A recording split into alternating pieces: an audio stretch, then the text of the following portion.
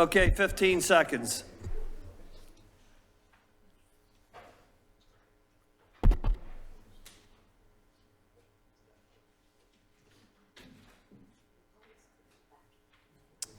Okay, everyone, welcome to the Upper Walnut Township Committee meetings for November 28, 2022. I hope everybody had a good holiday. At this point in time, would everyone please observe a moment of silent meditation?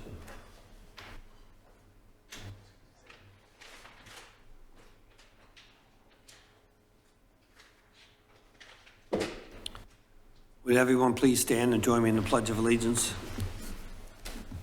I pledge allegiance to the flag of the United States of America and to the republic for which it stands, one nation, under God, indivisible, with liberty and justice for all.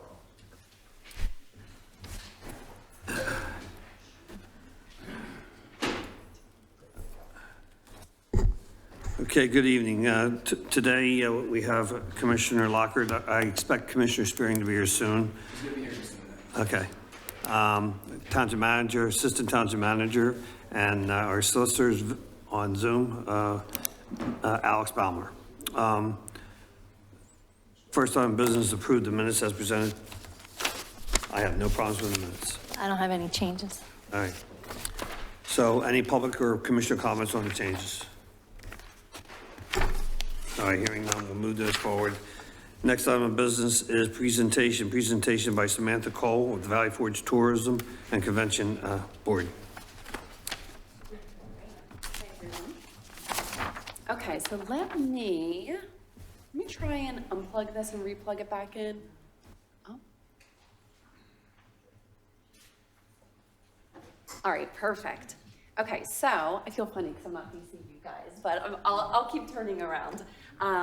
As you mentioned, I'm Samantha Cole. I am the Associate Director of Public Relations for the Tourism Board of all of Montgomery County, Pennsylvania.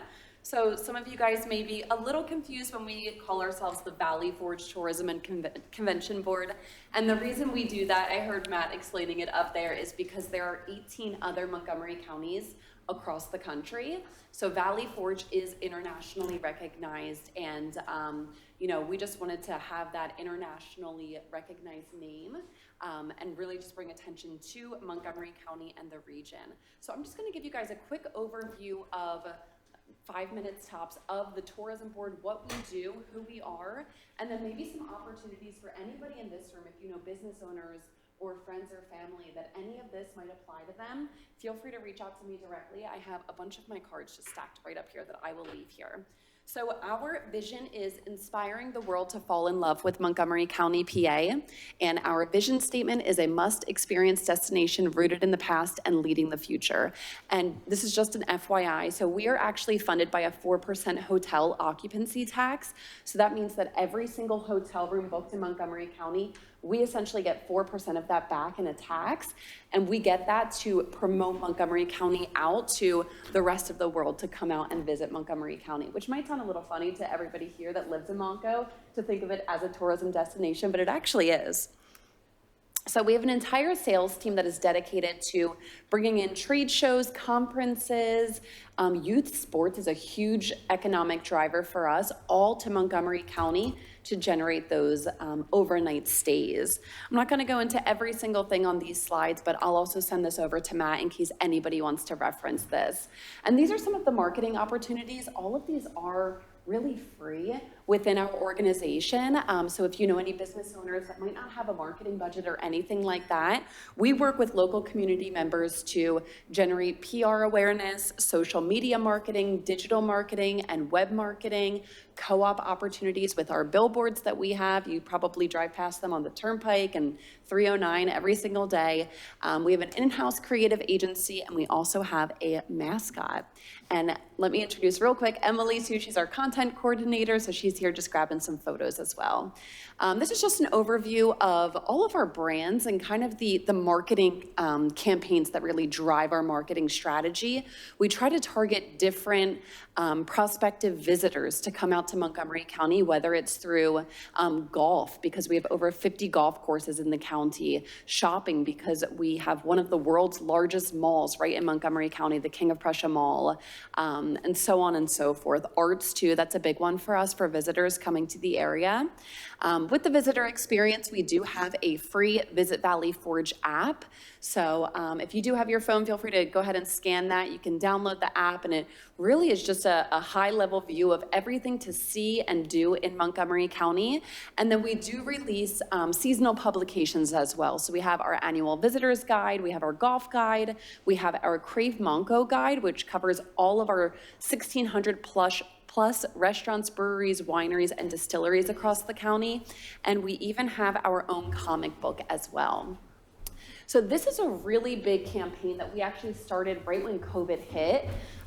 It's called Make It Main Street, and this is where we're kind of thinking with Upper Moreland and the township of Upper Moreland. We've actually have a whole video series. We advertise behind home plate at the Phillies Stadium with this campaign, and we select different locally owned small businesses across Montgomery County to create a video about them, to promote it on social media, to give it to that business, really no charge at all, to then have them promote it on their socials and things like that.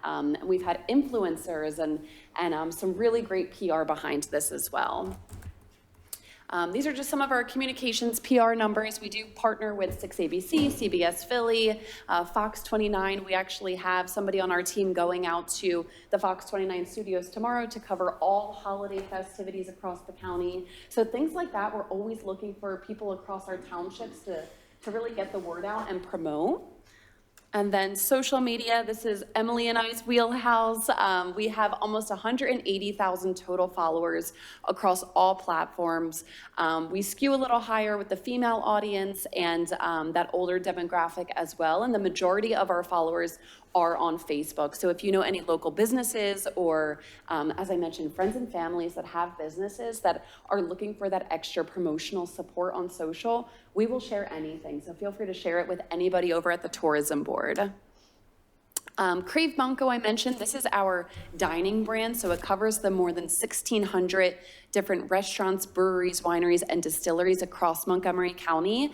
And we wanted to do a restaurant week across the entire county, but we were like, we want to do more than a week, so we did an entire month 2 years ago in July, and then we brought it back, and it just keeps growing every year. We have several hundred participants, and restaurants, they can really just offer any deal. They get a ton of free promotional support, so this is great as well if you know any restaurant owners or really anybody, a hostess, a server in the restaurant industry in the Upper Moreland Township.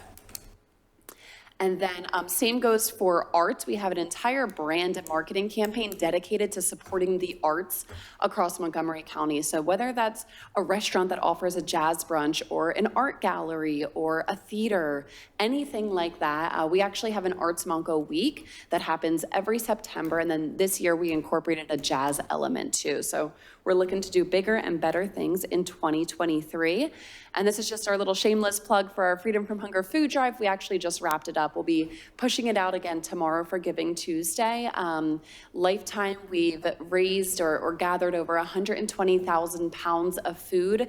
And then this year alone, we had a lofty goal of raising enough dollars that would equate to more than 40,000 pounds of food. And we actually surpassed that. And we have 45,000 pounds of food that we've collected to give back to the shelters all across Montgomery County to feed those less fortunate. These are just some videos too that you guys can refer back to when I send this out. And then here, if you want to just access us on social media or say hello or tag us in anything, we'll share it out. So here's our social media handles and all of our channels. And then thank you, that's it. I don't want to take up too much more of your time, but thank you so much for allowing Emily and myself to come in. Again, I have all of my cards up here, so if you have any questions, feel free to reach out to me or Emily or anybody else on our team, okay? Thank you so much, everyone. Thank you. Of course, thank you. Just gonna unplug this. And we're good to go. Thank you guys again, we really Take care. appreciate it. Thank you.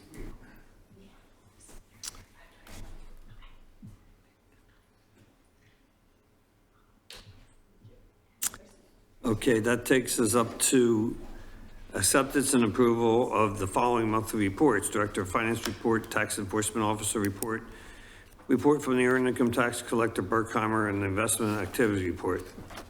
These four reports, does anybody have any questions or comments? No. We're at 107% of our budgeted revenues for the tax That's correct. office. Yep. Okay, anything else you want to add to that? No, just the tax collections have been pretty strong this year. Okay, how was our expenses for, We're over budget on some expenses. A lot of it's inflation based. The price of gasoline, the fuel is way up, and the parts for repairs of, our vehicles are way up. Yeah, I know it does, like. Okay, any commissioner or public comments on these 4 reports? Okay, we'll move into the review of the financial statements, the list of current bills paid and revenue expense summaries. Again, you just mentioned what's happening with the revenue expense summaries, some of the revenues or the expenses were up over the 80% mark we should be at, right? Right. We should be like at 80. 86. I'm pretty, Yeah. yeah. So we're high, but it's, a So, lot of it is inflation based.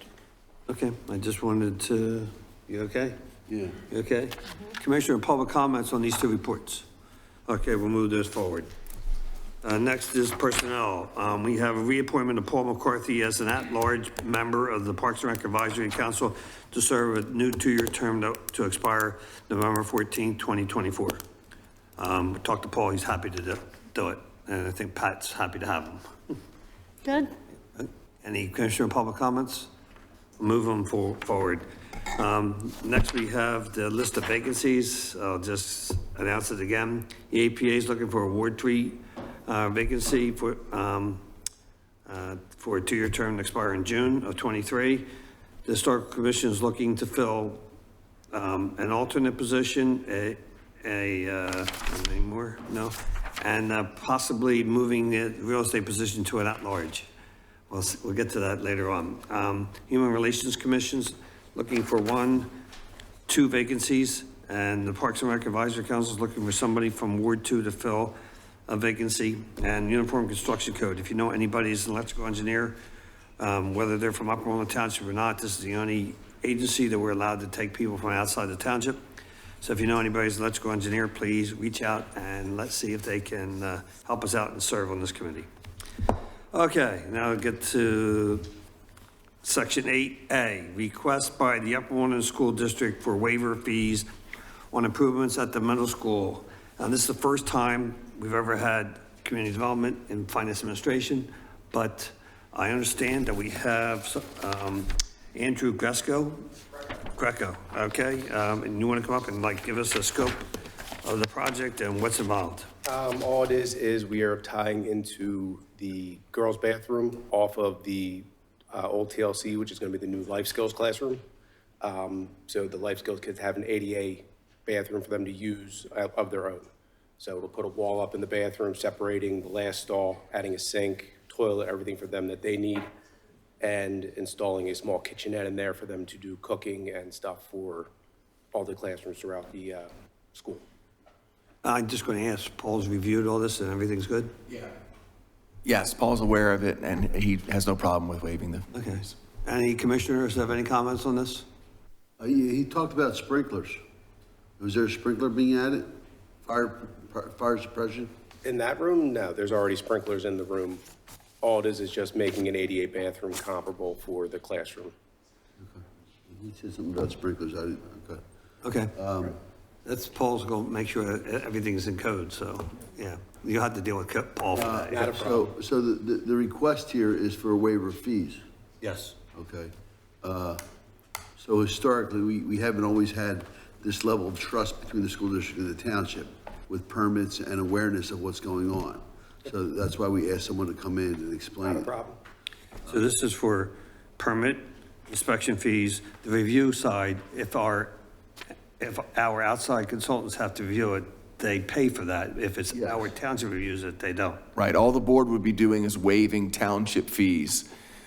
Any consultant fees that we have to expend would be passed on to the school district. I just want to make sure we're clear, that's all. Absolutely, not a problem.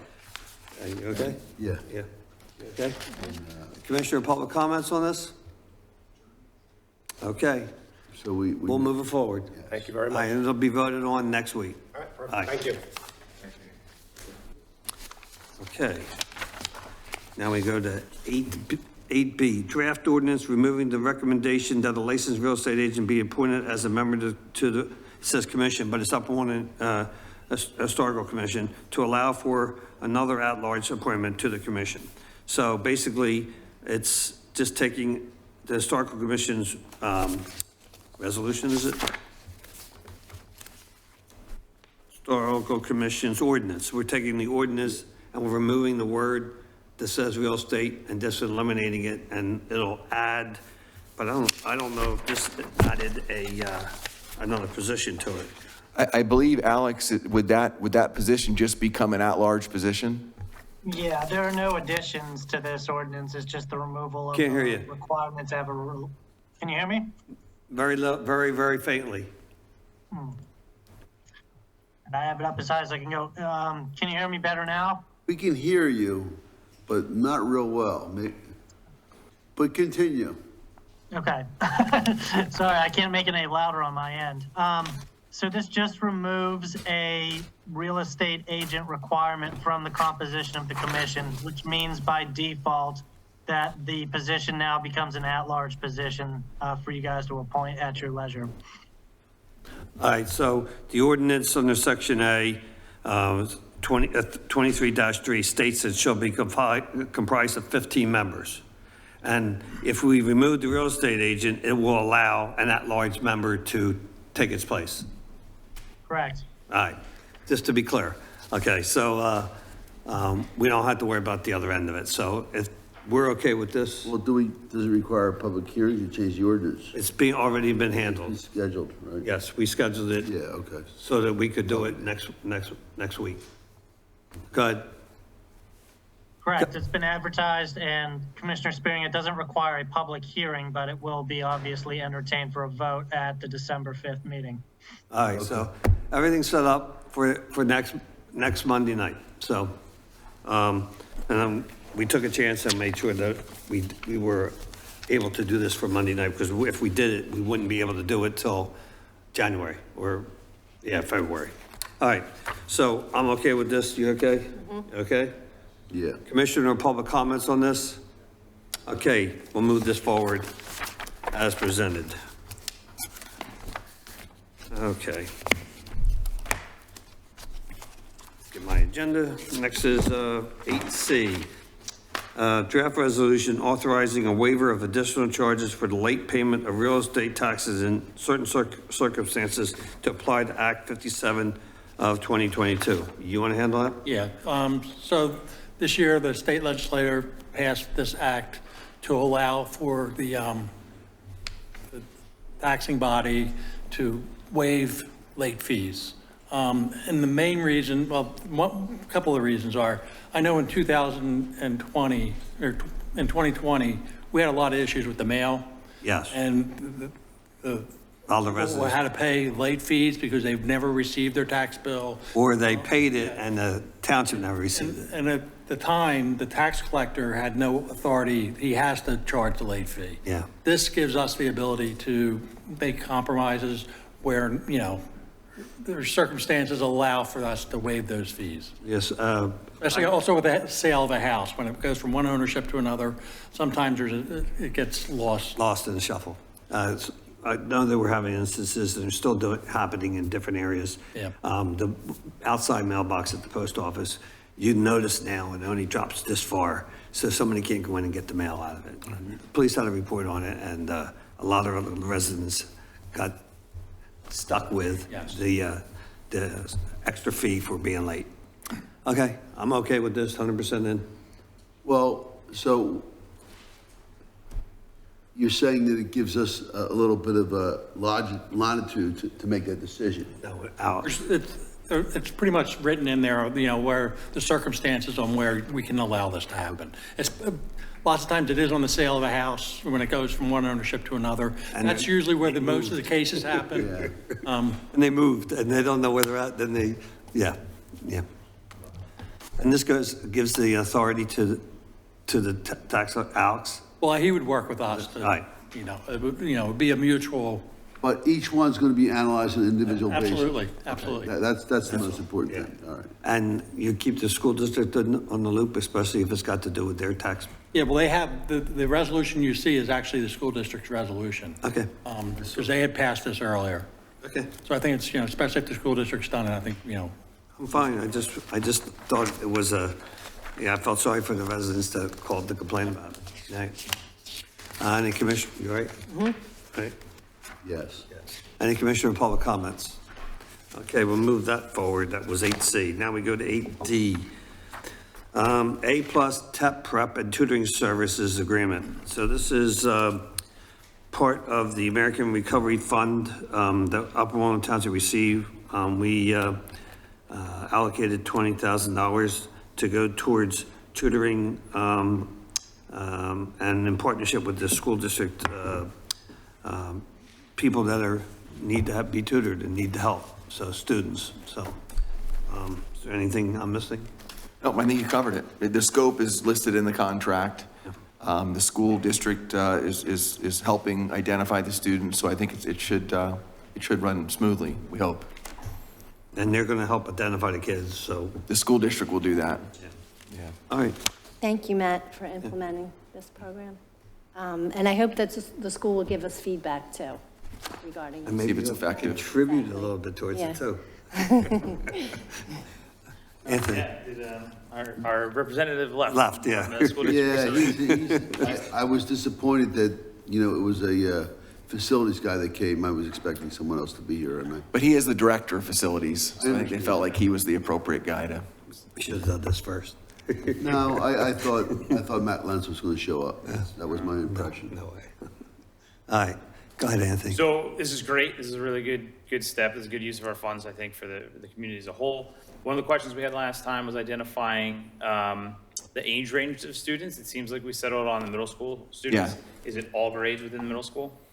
I believe it's, yes, it could be, was that 7th or 8th or 6th or 7th? I forget what actual grades is, but middle school students, so it could be either one. Okay, so that's awesome.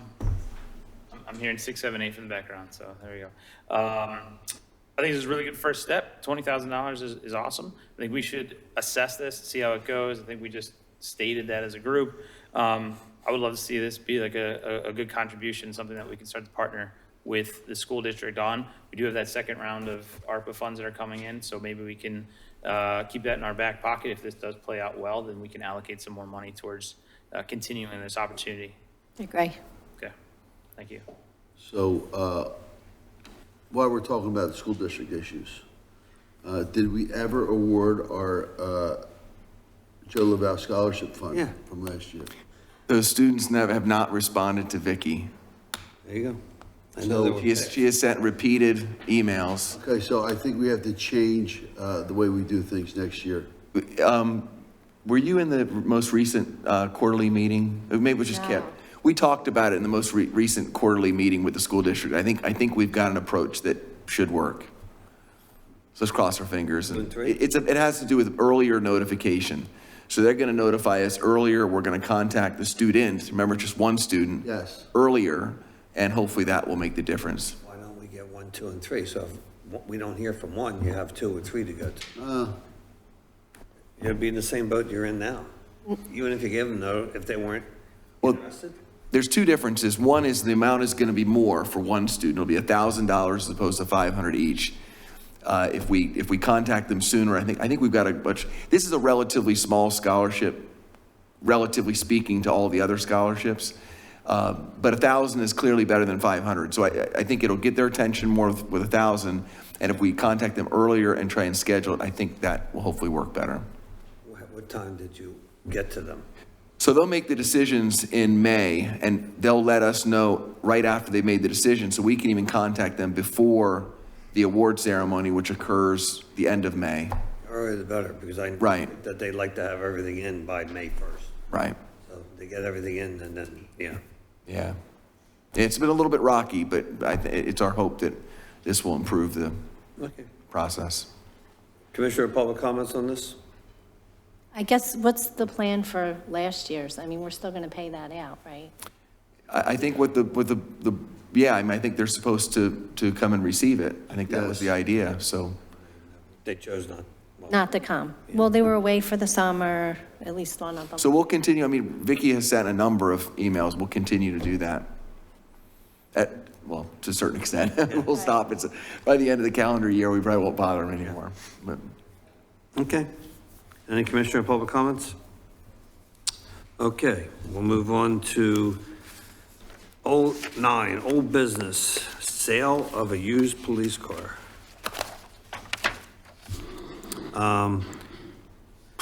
Township owns a surplus patrol car, 2014 Ford, which the Maryland State Police would like to purchase for $5,000. The vehicle needs a new water pump at what kind of water pump costs $3,000? Yeah, I know.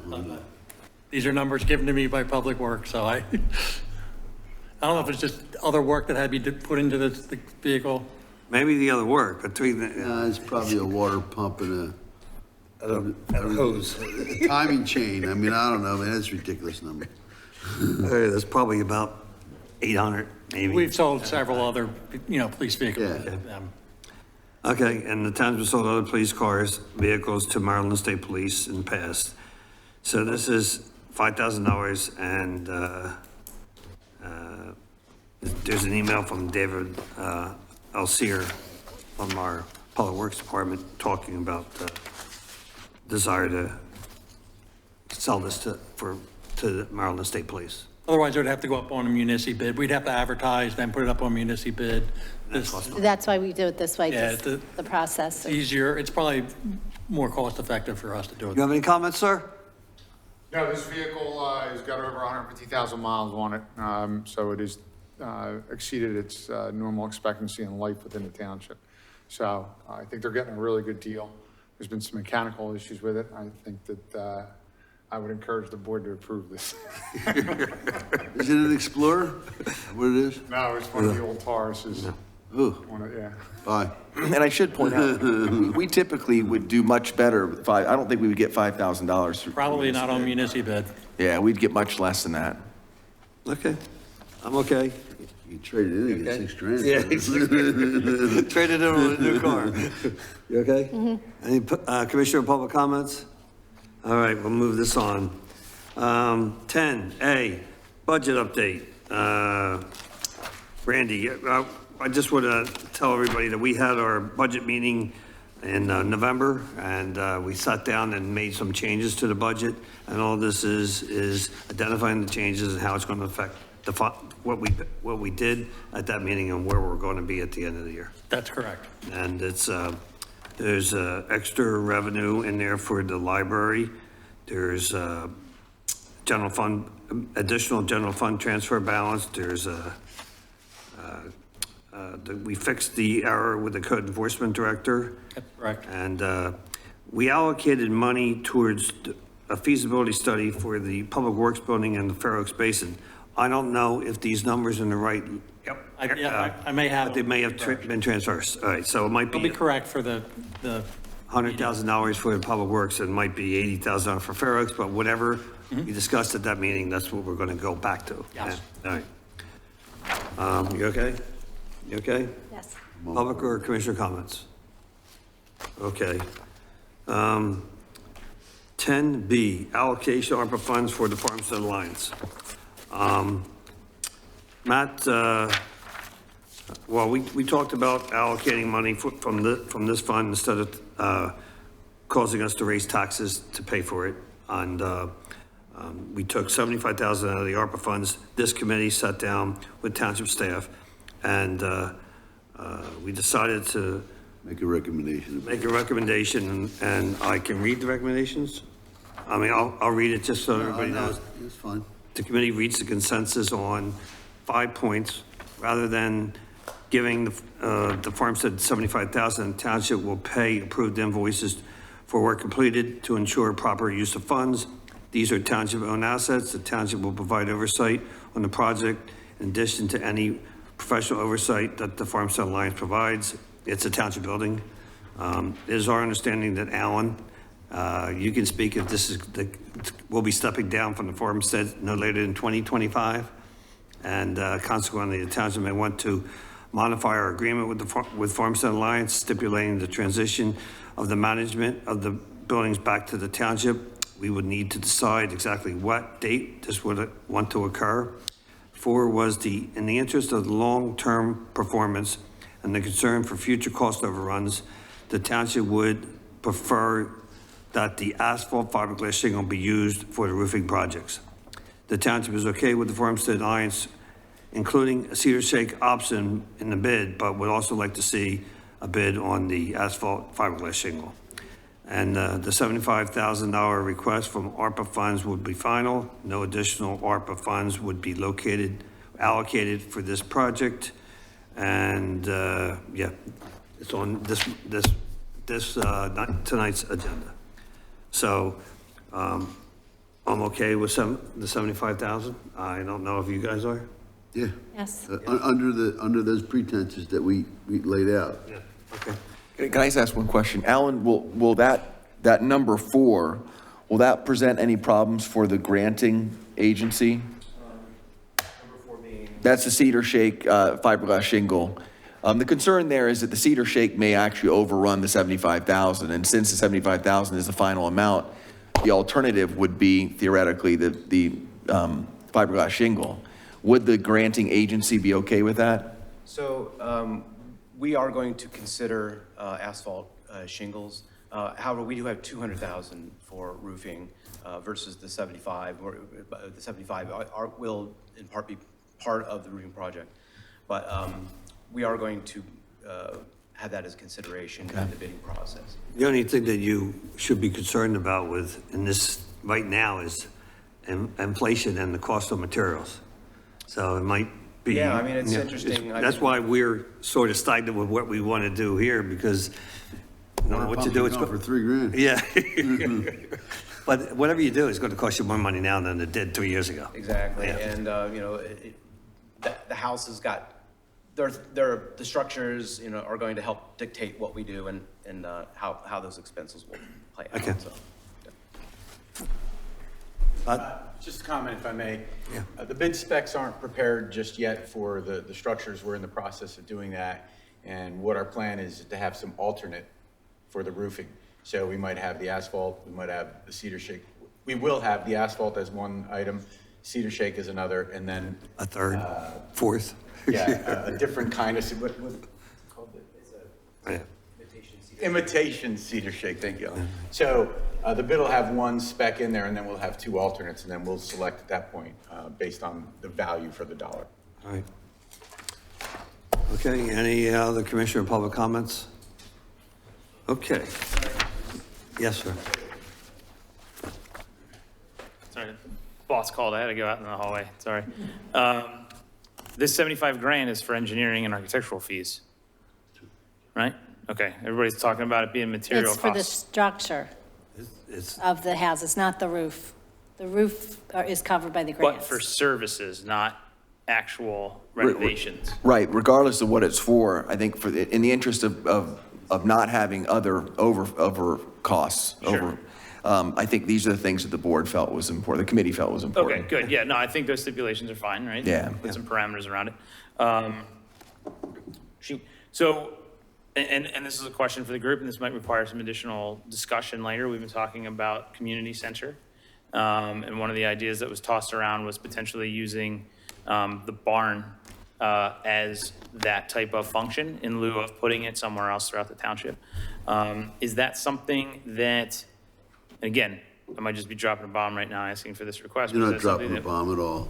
Yeah, is this something that we can talk about as part of the design services, part of like the master planning for those buildings that we'll be talking about with whatever architect and engineering firms that Farmstead Alliance is working with? Can I first ask, Alan, are you familiar with this concept that was discussed previously? You might not have been there. So there was a concept of adaptively reusing the barn as a community center. Had you heard that? yeah, that was, I've heard that Okay. years ago and then Okay. just recently, so it's been an ongoing consideration. yeah. Okay, all right. So let's talk about this. Like this particular subject came to this committee because we didn't want to postpone the identity of the funds so we could all be comfortable going forward and getting bid specs together.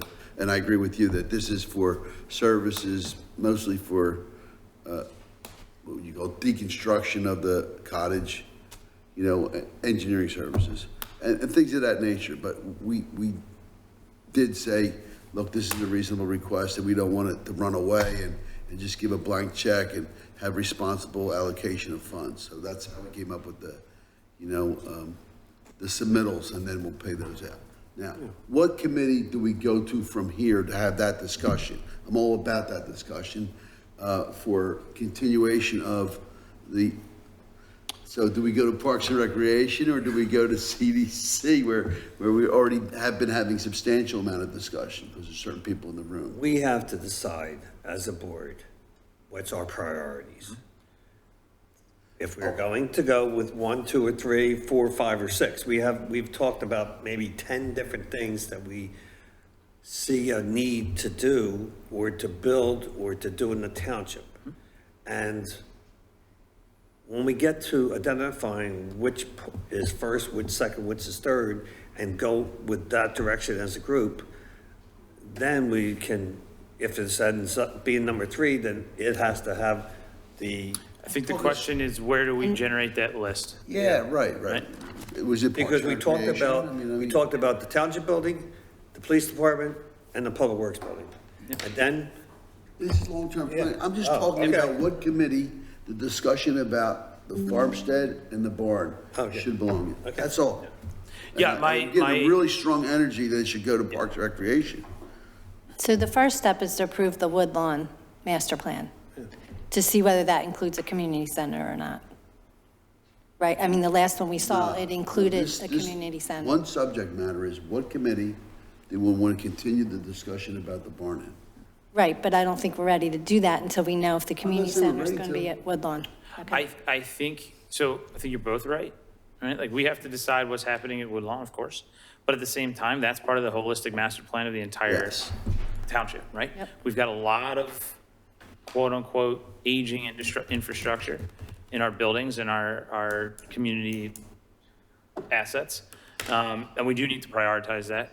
And I guess my question then is, if this isn't at finance and administration, what group can we start having that conversation in? So we can start listing out those assets, those parks, those things that need to be upgraded, and start coming up with that priority list, because we can't buy them all in 1 year, right? yeah. I'm happy And to and I would see, like to see a 10-year plan or a 15-year Yeah, plan, because so would I. you're just not going to be able to spend that kind of money Yep. in 10, years. 15-year plan is much better than no plan, right? So Yeah. we should get something. and I'm happy to see discussions about finance to come out of any committee and come here. But I'm just identifying where it belongs. Our CDC meetings run really late. And I understand the application of people in the room, but I think that, we're talking about long-term plans for the, what makes up the group that supports the farmstead. Yeah. And, I think we have to identify that it belongs in Parks and Recreation, and anything that has to come out of that for engineering that has to go to our groups, or, finance has to come here, fine with that, but I think we should identify, just like you So said you're about looking Woodlawn. So you're talking about the possibility of looking at putting together a plan that's No. workable. No, we're just talking So- about putting it in a committee, period, end of story. Well, one of the concepts that had been discussed, I don't remember if it was the whole board, but at the workshop on the 14th, was the idea of having the CDC have an offline workshop, not on a regularly scheduled meeting, so that it wouldn't take up all the time there, but have a committee meeting where we would work through all of the infrastructure, sounds like minus the Woodlawn and the community center, but all the other buildings, and bring something back for the full board to think about and look at. But do all the homework and the legwork, identify all the infrastructure above ground and below ground, and then put that together in some sort of spreadsheet and bring it back to the board to look at. Okay. I'm fine with that. And when it comes to cost, you have to come to me. Yeah. And the community center will start at Parks and Rec with Pat. Yeah, Right. right. That's where we're going to generate those, please. Okay, works. Yeah, works. All right. Great, thanks. So there's direction, okay? Okay. Oh, and 10C, Finance Administration will not have a meeting next month. Were you asking? I'm telling. Is there anything else? Yes, Mr. Chairman. Anything else? Okay, we are now adjourned.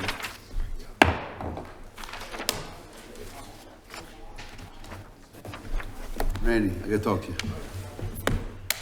Yeah.